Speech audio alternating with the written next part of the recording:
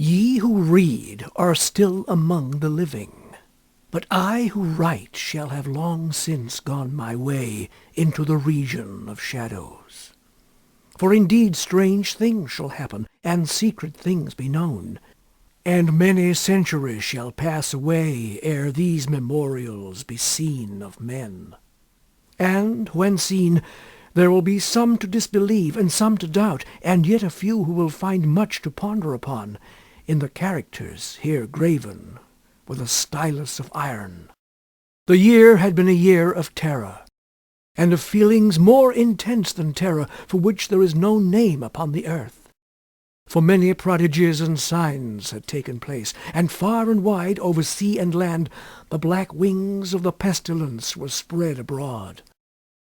To those nevertheless cunning in the stars, it was not unknown that the heavens wore an aspect of ill, and to me, the Greek oinos, among others, it was evident that now had arrived the alternation of that 794th year, when at the entrance of Aries the planet Jupiter is conjoined with the red ring of the terrible Saturnus.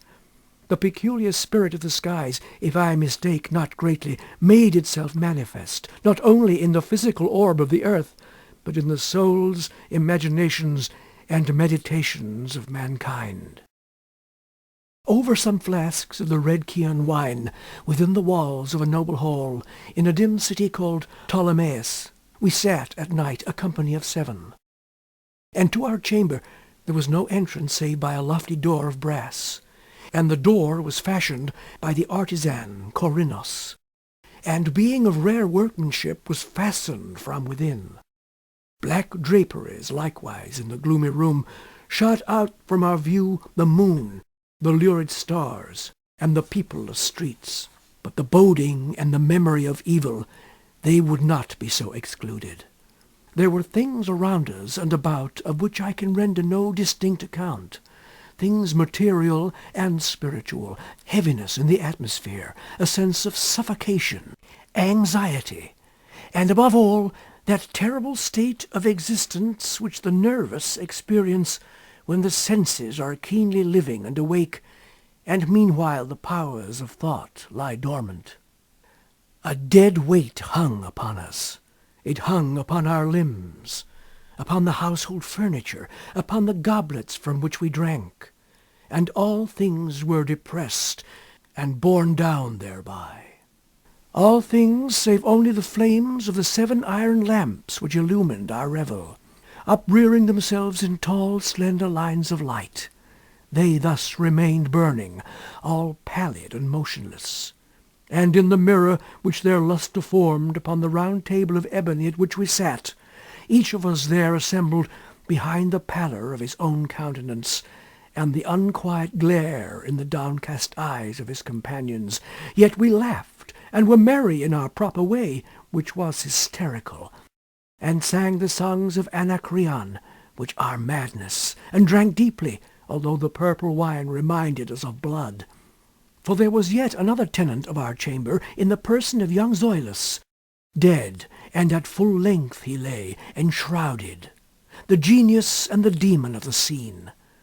Alas, he bore no portion in our mirth, save that his countenance, distorted with the plague, and his eyes, in which death had but half extinguished the fire of the pestilence, seemed to take such interest in our merriment as the dead may haply take in the merriment of those who are to die.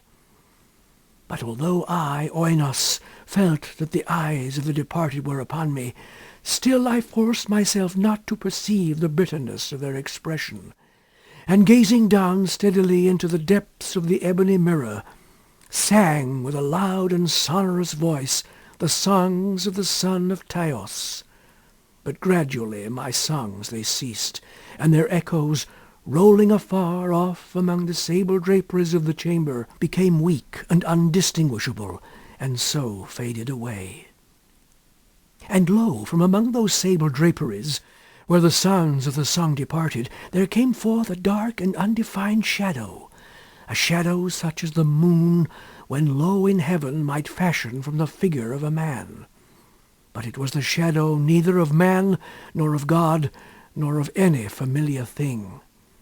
And, quivering a while among the draperies of the room, it at length rested in full view upon the surface of the door of brass. But the shadow was vague and formless and indefinite, and was the shadow neither of man nor of God, neither god of Greece, nor god of Chaldea, nor any Egyptian god.